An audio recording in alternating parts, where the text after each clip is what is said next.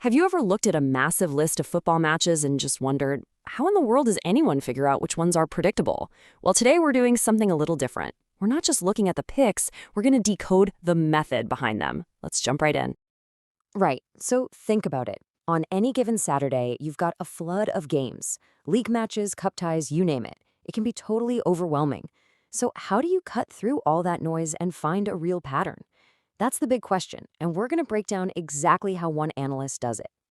So where do you even start? Well, it's not with a lucky guess, that's for sure. Any good analysis starts with a solid, consistent framework.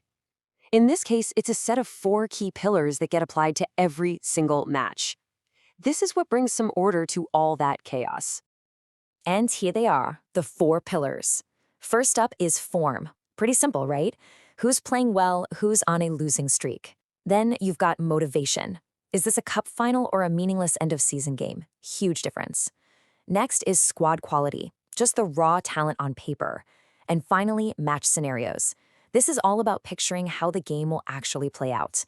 These 4 things are the bedrock for everything that follows. Okay, so let's put this framework to the test. Sometimes one of those pillars, in this case, squad quality, is just so overwhelmingly important that it kind of trumps everything else.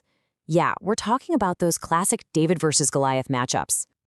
Just take a look at this list. You've got giants like Real Madrid, Atlético, Villarreal, and they're up against some much smaller clubs in cup games. The analyst's logic here is really straightforward. Even if the big boys rest their star players, their second-string team is still probably way better than the underdog's best 11. So that massive gap in quality makes an away win the most likely result.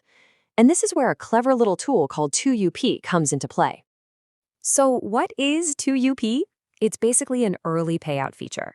If the team you back goes 2 goals up at any point, bam, your bet is a winner right then and there. It's perfect for these quality gap games because it protects you from some kind of crazy late-game comeback after your team has already shown they're dominant. All right, but what about when it's not a complete mismatch, when the quality gap isn't so huge? Well, that's when the analyst shifts focus to another incredibly powerful factor, home field advantage. You know, some teams are just an entirely different animal when they're playing in front of their own fans. And here are 2 perfect examples of that.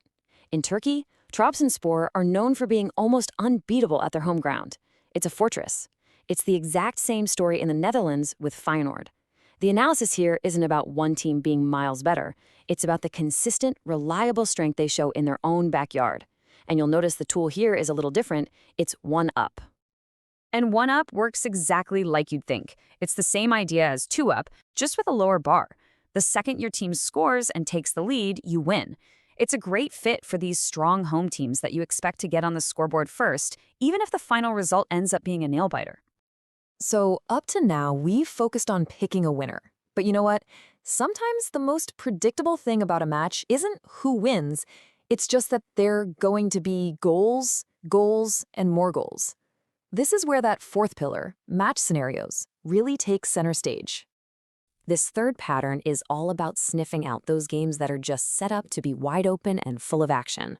The prediction isn't about a winner or a loser. It's just a bet that the folks running the scoreboard are going to have a very busy day. And what I find so cool about this is how this pattern cuts across all sorts of competitions. You see it in big-name friendlies, in leagues that are known for being super attacking, like the Swiss League, and even in the Women's Champions League. The common thread is always the same. You get 2 teams that love to attack, and maybe their defending isn't so great, which is just a perfect recipe for a high-scoring game. The typical bet here is over 2.5 goals. Now, if you're new to this, over 2.5 goals might sound a little weird. I mean, you can't score half a goal, right? It's really just a simple line in the sand. It means you're predicting there will be 3 or more goals in the entire match, scored by either team. It doesn't matter if it's 3-0, 2-1, 5-2, as long as the total hits 3, you're good. Okay, we've walked through the framework, we've seen the patterns it helps identify, but there is one final, absolutely critical piece to this whole method. And this part has nothing to do with the teams or the players, and everything to do with the person making the prediction. And here it is. This is the single most important takeaway. After all the homework, all the analysis on form and quality and motivation, the analyst stresses that it's all for nothing without discipline. Bet smart, manage your stake. In other words, It doesn't matter how confident you are in a pick. Being responsible with your money is what separates a smart strategy from just a wild guess. So this leaves us with a really interesting question to chew on.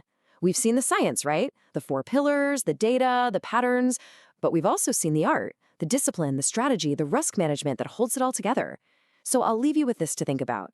Is successful prediction more of a science, or is it more of an art? It's definitely something to ponder the next time you're looking at that big list of games.